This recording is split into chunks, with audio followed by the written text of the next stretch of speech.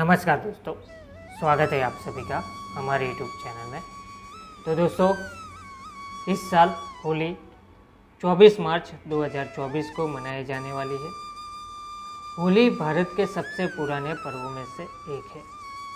यह कितना पुराना है इसके विषय में ठीक जानकारी नहीं है, लेकिन इसके विषय में इतिहास, पुराण एवं साहित्य में अनेक कथाएं मिलती है।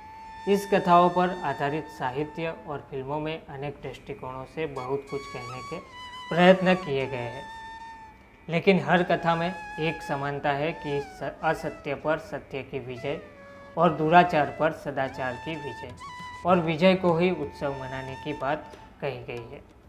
तो आइए आज के वीडियो में ऐसे ही 5 कहानियाँ, होली की कहानियाँ जानते हैं। तो सबसे पहली कहानी है राधा और कृष्ण की कथा। होली का त्यौहार राधा और कृष्ण की पावन प्रेम कहानी से भी जुड़ा हुआ है। वसंत के सुंदर मौसम में एक दूसरे पर रंग डालना उनकी लीला का एक अंग माना गया है। मथुरा और वृंदावन की होली राधा और कृष्ण के इसी रंग में डूबी हुई होती है। बरसाने और नंदगांव की लठमार होली तो प्रसिद्ध है ही, देश विदेश में श्री कृष्ण के अन्य स्थलों पर भी होली की परंपरा रही है। यह भी माना गया है कि भक्ति में डूबे जिज्ञासुओं का रंग बाह्य रंगों से नहीं खेला जाता, रंग खेला जाता है भगवान नाम का रंग खेला जाता है। सद्भावना बढ़ाने के लिए रंग होता है, प्रेम का रंग होता है, भाव का, भक्ति का, विश्वास का। तो होली उत्सव पर होली जलाई जाती है अहंकार की, अहम की, वैर देश की, ईर्ष्या मत्सर की, संशय की, और पाया जाता है विशुद्ध प्रेम अपने आराध्य का पाई जाती है, कृपा अपने ठाकुर की। दूसरी कथा है शिव और पार्वती और कामदेव की कथा। शिव, पार्वती और कामदेव की कथा। तो शिव और पार्वती से संबंधित एक कथा के अनुसार हिमालय पुत्री पार्वती चाहती थी कि उनका विवाह भगवान शिव से हो जाए, पर शिवजी अपनी तपस्या में लीन थे। कामदेव पार्वती की सहायता को आए। उन्होंने पुष्प बाण चलाया और भगवान शिव को तपस्या भंग हो गई। शिवजी को बड़ा क्रोध आया और उन्होंने अपनी तीसरी आंख खोल दी। उनके क्रोध की ज्वाला में कामदेव का शरीर भस्म हो गया।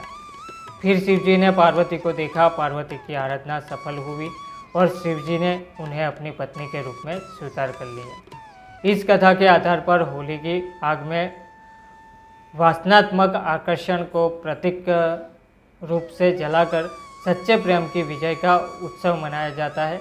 एक अन्य कथा के अनुसार कामदेव के भस्म हो जाने पर उनकी पत्नी रति ने विलाप किया और शंकर भगवान से कामदेव को जीवित करने की गुहार की। ईश्वर प्रसन्न हुए और उन्होंने कामदेव को पुनः जीवित कर दिया। यह दिन होली का दिन होता है। आज भी रति के विलाप को लोक संगीत के रूप में गाया जाता है और चंदन की लकड़ी को अग्निदान किया जाता है, ताकि कामदेव को भस्म होने में पीड़ा ना हो। साथ ही बाद में कामदेव के जीवित होने की खुशी में रंगों का त्यौहार भी मनाया जाता है। इसके अलावा प्रहलाद और होलिका की कथा तो सब जानते हैं। होली का त्यौहार प्रहलाद और होलिका की कथा से भी जुड़ा हुआ है।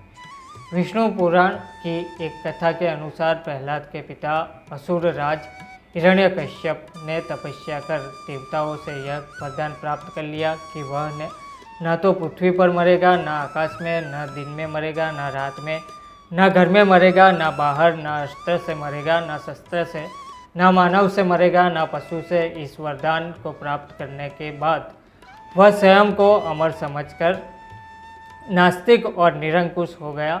वह चाहता था कि उनका पुत्र भगवान नारायण की आराधना छोड़ दे, लेकिन प्रहलाद इस बात के लिए तैयार नहीं था। हिरण्यकश्यप ने उसे बहुत ही प्राणदायक यातनाएं दी, लेकिन वह हर बार बच निकला। हिरण्यकश्यप की बहन होलिका को यह वरदान प्राप्त था कि वह आग में नहीं चलेगी। अतः उसने होलिका को आदेश दिया कि वह प्रहलाद को लेकर आग में प्रवेश कर जाए, जिससे प्रहलाद जलकर मर जाए। लेकिन होलिका का यह वरदान उस समय समाप्त हो गया जब उसने भगवान भक्त प्रहलाद का वध करने का प्रयत्न किया। होलिका अग्नि में जल गई। लेकिन नारायण की कृपा से प्रहलाद का बाल भी बांका नहीं हुआ। इस घटना की याद में लोग होलिका जलाते हैं और उसके अंत की खुशी में होली का पर्व भी मनाते हैं। इसके बाद जो कहानी है वो है कंस और पूतना की कथा। कंस ने मथुरा के राजा वासुदेव से उनका राज्य छीनकर अपने अधीन कर लिया। स्वयं शासक बनकर अत्याचार करने लगा। एक भविष्यवाणी द्वारा उसे पता चला कि वसुदेव और देवकी का 8वां पुत्र उसके विनाश का कारण होगा। यह जानकर कंस व्याकुल हो उठा और उसने वासुदेव तथा देवकी को कारागार में डाल दिया। कारागार में जन्म लेने वाले देवकी के 7 पुत्रों को कंस ने मौत के घाट उतार दिया। 8वें पुत्र के रूप में कृष्ण का जन्म हुआ और उसके प्रताप से कारागार के द्वार खुल गए। वासुदेव रातों रात कृष्ण को गोकुल में नंद और यशोदा के घर पर रखकर उनकी नवजात कन्या को अपने साथ लेते आए। कंस ने जब इस कन्या को मारना चाहा तो वह अदृश्य हो गई और आकाशवाणी हुई कि कंस को मारने वाले तो गोकुल में जन्म ले चुका है। कंस यह सुनकर डर गया और उसने उस दिन गोकुल में जन्म लेने वाले हर शिशु की हत्या कर देने की योजना बनाई। इसके लिए उसने अपने अधीन काम करने वाली पूतना नामक राक्षसी का सहारा लिया। वह सुंदर रूप बना सकती थी और महिलाओं में आसानी से घुल मिल जाती थी। उसका कार्य स्तनपान के बहाने शिशुओं को विषपान कराना था। अनेक शिशु उसका शिकार हुए, लेकिन कृष्ण उसकी सच्चाई को समझ गए और उन्होंने पूतना का वध कर दिया। यह फाल्गुन पूर्णिमा का ही दिन था, अतः पूतना वध की खुशी में भी होली मनाई जाने लगी। इसके बाद है राक्षसी ढूंढी की कथा। राजा पृथु के समय में ढूंढी नामक एक कुटिल राक्षसी थी। वह अबोध बालकों को खा जाती थी।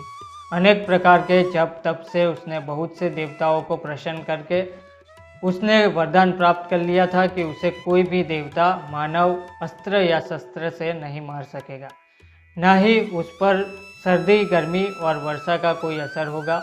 इस वरदान के बाद उसका अत्याचार बढ़ गया, क्योंकि उसको मारना असंभव था, लेकिन शिव के एक शाप के कारण बच्चों की शरारतों से वह मुक्त नहीं थी। राजा पृथु ने ढूंढी के अत्याचारों के संग तंग आकर राजपुरोहित से उससे छुटकारा पाने का उपाय पूछा। पुरोहित ने कहा कि यदि फाल्गुन मास की पूर्णिमा के दिन, जब न अधिक सर्दी होगी और न गर्मी, सब बच्चे एक साथ लकड़ी लेकर अपने घर से निकले, उसे एक जगह पर रखे और घास फूस रखकर जला दे। ऐसे स्वर में तालियां बजाते हुए मंत्र पढ़े और अग्नि की प्रदक्षिणा करे, जोर जोर से हंसे, गाए, चिल्लाए और शोर करे तो राक्षसी मर जाएगी। पुरोहित की सलाह का पालन किया गया और जब ढूंढी इतने सारे बच्चों को देखकर अग्नि के समीप आई तो बच्चों ने एक समूह बनाकर नगाड़े बजाते हुए ढूंढी को घेरा डाला। धूल और कीचड़ फेंकते हुए उसको शोरगुल करते हुए नगर के बाहर खदेड़ दिया। कहते हैं कि इसी परंपरा का पालन करते हुए आज भी होली पर बच्चे शोरगुल और गाना बजाना करते हैं। तो दोस्तों, ऐसे ही पौराणिक कथा और कहानी जानने के लिए हमारे चैनल को आज ही सब्सक्राइब करें। वीडियो अच्छा लगा हो तो वीडियो को लाइक और शेयर अवश्य करें। धन्यवाद।